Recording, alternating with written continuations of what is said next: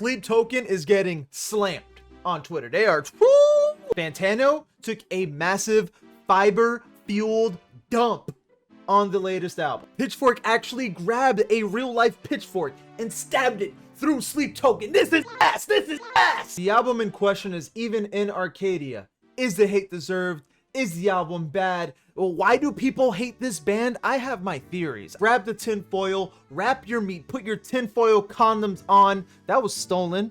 Guess in the comments who I stole that joke from. I'm gonna break down my theory and give you my thoughts on why I think people hate this band. I know myself. I probably did some clickbait ass title and thumbnail that was negative as fuck, but it worked. You're here. Listen up though, I'm not a Sleep Token hater, so before you comment something crazy telling me to kill myself, just hold your comment for till the end of the video at least. Because I'm not a Sleep Token hater. I'm not a Sleep Token meat rider either. I just don't care. I'm a fence sitter. I'm a professional fence sitter. That's what I do. Right before recording this video, I listened to the album. What do I think? It's fine. It's a good album. In the busy scale, 7.5. Pretty good. And I actually don't think they deserve the amount of hate they get. All right. So before you comment calling me a slur, hear me out. Now, Sleep Token came into the scene in 2016. Is my posture okay? But they were extremely slept on until like late 2022, early 2023, because that's when they started dropping singles for their album Eden. And they obviously had a following before this album, but Eden blew the fuck up.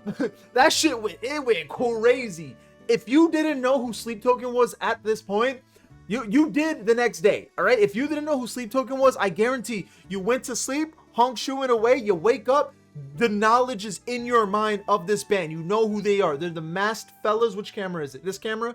They're the masked fellas that make interesting music that can be perceived in one of two ways, which we're gonna get to in a second, because I just want to explain the blow up and where I think a lot of this hate is stemming from. Because they came out of nowhere, like seemingly, again, they had a following before this blow up. They've been around for quite some time. 2016, that's like 11 years by now, 10 years, 9 years, I can't math. But because they blew up overnight, people immediately jump to, oh look, industry plants. And people love to hate what's popular. They blew up in this extremely short period of time, so they're going to get a massive amount of hate. But it feels like people hate specifically popular metalcore bands if you're in this corner of music. And that's because the people that are on top are doing this radio-friendly variant of the genre. Bad Omens, Dayseeker, Wage War, Spirit Box, all these bands, right? They're on top of the game right now, and people hate them, especially because a lot of them blew up because of TikTok.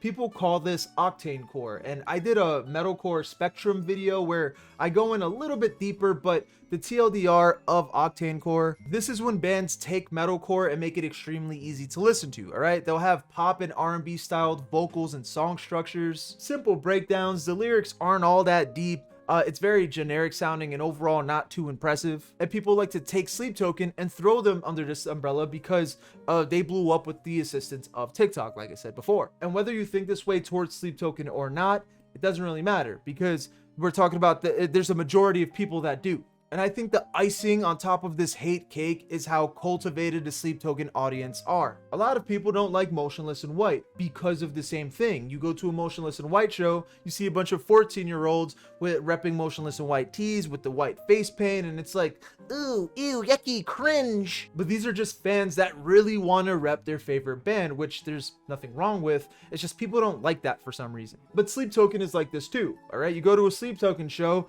people are cosplaying sometimes, all right? You go to any of their comment sections, worship. One of the ways how they did it is because there's lore attached to their music. They have a gimmick with the whole mask and mysterious and X, Y, and Z, and it feels like Sleep Token is more than a band, right? There's a lore. I wouldn't be surprised if they drop a fucking book based off of the lore and worship Eden. I think that's the lore. I think Eden is like their god or something. I don't know.